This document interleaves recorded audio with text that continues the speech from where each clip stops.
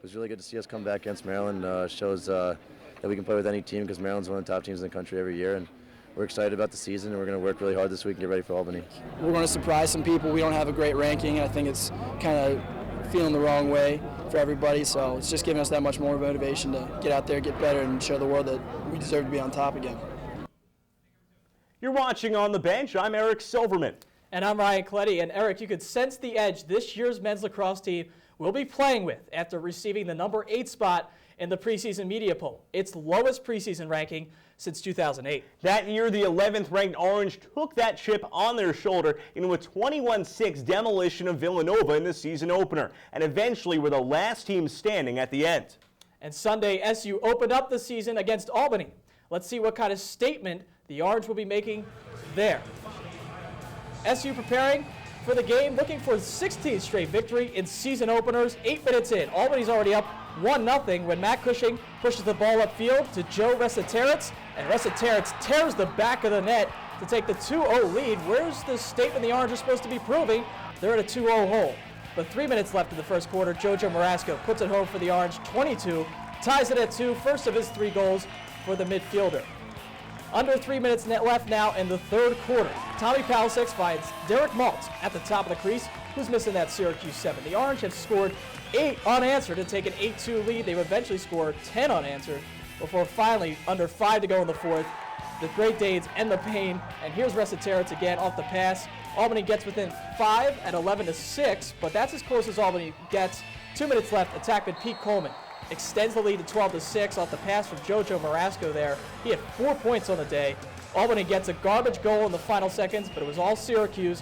They come out on top 12-7. So perhaps depth could be the formula for SU's success this season. While the attack scored 3 goals, 7 SU midfielders registered at least 1 point. The third midfield line contributed 3 goals as well, and chip on the shoulder certainly ignited the SU to the win. Now here's Chip on the field, Chip Angels that is, on a midfield. That was too much for Albany. With the Albany defense putting extra pressure on the SU attack, it was up to the midfield to produce the offense. The 3 midfield lines responded by scoring all 8 goals in the first half. We were, we're dodging from up top, and they were a little, they must have had a game plan going in that, probably not knowing a lot of our middies, they weren't quick to go to them. I'm guessing that they wanted to see if we could, dodge to score, and fortunately the guys did. We have 3 lines that can dodge up in midfield, and that's going to open up opportunities for Tommy or Timmy to dodge from behind, and especially for if we say 6 for the first 8 goals was all the midfield. That's huge, because then they're going to have to start sliding earlier, and as long as we dodge pretty hard, we can start throwing it behind and work some other plays. Another storyline to come out of this game was Matt Lerman and Dominic Lamolinara getting a half in the net each. Coach Desko said both will continue to receive playing time until the situation becomes settled. Chip Angeles, CitrusTV. Syracuse women's Lax entered last season with the toughest non-conference slate in the nation, but a young SU squad could not handle it. Syracuse went 3-6 away from the Big East after failing to collect a win in the Big East tournament. Syracuse ended up missing the NCAA tournament for the first time in 5 years.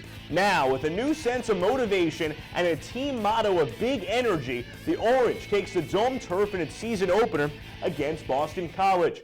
Liz Hogan, its all-time leading saves leader at goal, is graduated, as is Catherine Rodriguez T. Ladisor. It's a new-look Orange, but Michelle Tumo, she's still there and finds the back of the cage.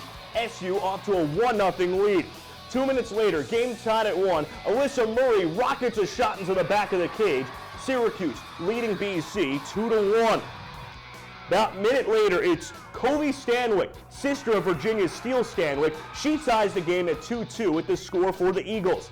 6 minutes later, Alyssa Murray again. That put SU up 5-2. Murray doing it all for the Orange. Midway through the first, Kristen Igo for BC. She finds the back of the cage. SU still leading 6-4. 9 minutes into the second half, Alyssa Murray from the side scores off the feed from Sarah Holden. And here's Alyssa Murray from the back 10. She's found in front of the cage, sidewinding score. 8 goals on the day. SU wins its opener 17-9. Citrus TV's Sarah Merrifield on a sophomore single-game record performance.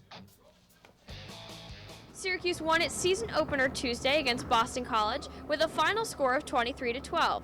But the real story was Alyssa Murray, who scored a career high of 8 goals and set a new Syracuse school record. I think that's a credit to the entire offense when she can be the recipient of many feeds and taking those easy one-on-ones without the doubles and doing a great job. She was a top recruit in the country when she committed to Syracuse, and she proved it today. I think it's just the confidence that I have, and definitely like the footwork and just conditioning that I have done in the past year. It's really just made a great impact, and everything combined has just boosted my confidence, especially with the coaches saying, like, we're giving you the green light, just do everything you can. Gary Gait was also pleased with Murray's progress since high school when she was battling knee injuries. Murray and the Orange will now get ready for their upcoming game on Sunday at Virginia. Reporting from their Carrier Dome, Sarah Merrifield, Citrus TV.